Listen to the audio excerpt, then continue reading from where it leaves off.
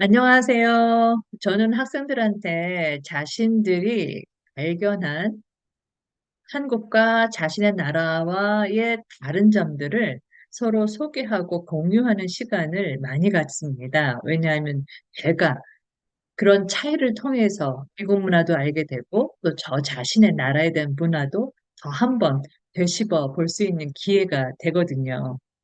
제가 가르치는 일을 처음 시작해서 이 과제를 처음 줬을 때 어떤 학생이 한 발표가 그렇게 잊혀지지가 않아요. 이 발표가 10년이 벌써 넘은 겁니다.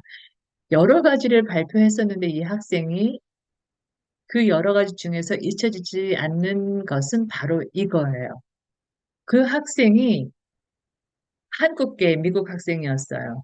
아마 한 3살, 4살 때 부모님을 따라서 미국에 온 것 같아요.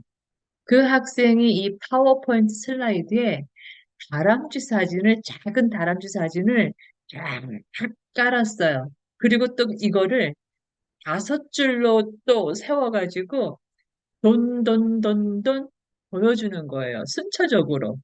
이걸 보여주면서 하는 얘기가 자기가 어렸을 때 미국에 왔는데 미국에 와서 보니까 다람쥐가 정말 많았어요 하면서 발표를 하는 거예요. 이 학생이 대학생이었어요. 아마 한 2학년, 3학년이었을 거예요.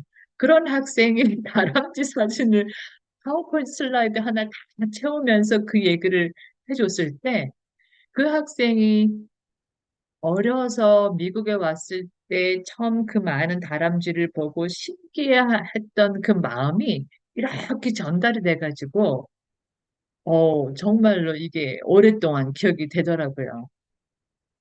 그런데 진짜 미국에 다람쥐가 많습니다. 이게 이 미국이란 나라가 정말 대도시의 주택가를 제외하면 대부분의 그 주택가가 아마 제 사진에서 저 사는 모습도 환경도 동네도 보셨겠지만 대부분의 주택가가 이 뭐 한국으로 따지면 전원주택하고 약간 비슷해서 집 주변에 정말 제가 무서워하는 쥐뿐만이 아니라 다람쥐, 다른 설치류, 토끼 많이 볼 수가 있어요. 그런데 재미있는 거는요, 이 다람쥐가 지역별로 크기가 달라요. 제가 처음에 그 아리조나에 갔을 때, 지금은 잘 기억이 안 나지만 하여튼 다람쥐를 많이 봤어요. 그런데 다람쥐가 한국보다는 약간 작았나? 하여튼 작은 다람쥐였어요. 그런데 더 깜짝 놀란 거는 이제 애리조나에서 텍사스 휴스턴으로 이사를 갔는데 거기서 보는 다람쥐는 굉장히 큰 거예요. 애리조나에서 보던 거는 잼만하고 이거는 큰 거예요. 그래서 아니 이건 뭐야? 뭐 이렇게 놀랐던 경험이 있어요. 처음에 이제 휴스턴에 가서 봤을 때 아마 그래서 그 학생이 휴스턴에 있었거든요. 그래서 그 학생의 발표를 보면서 제가 더 공감이 됐던 것 같은 그 당시에 그랬던 것 같아요.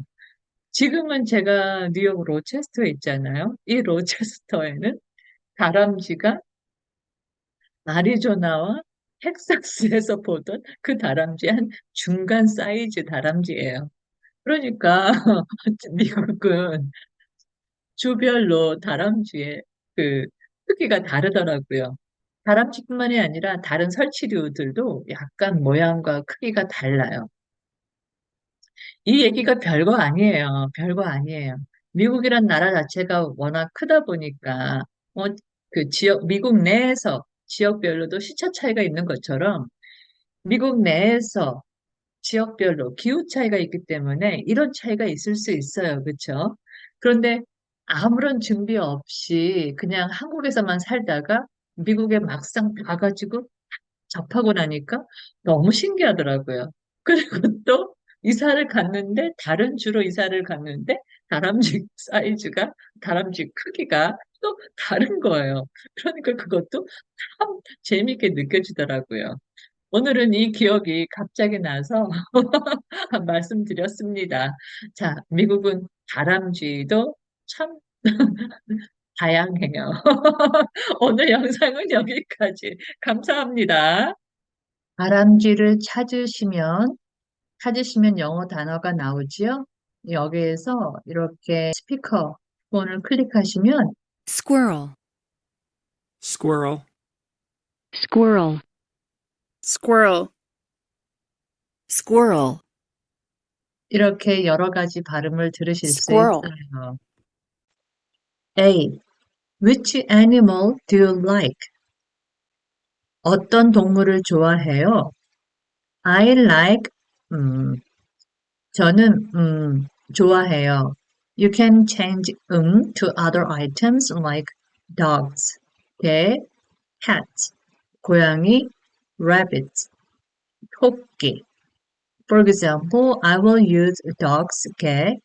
I like dogs. 저는 개를 좋아해요. 오케이, 여기까지. 감사합니다.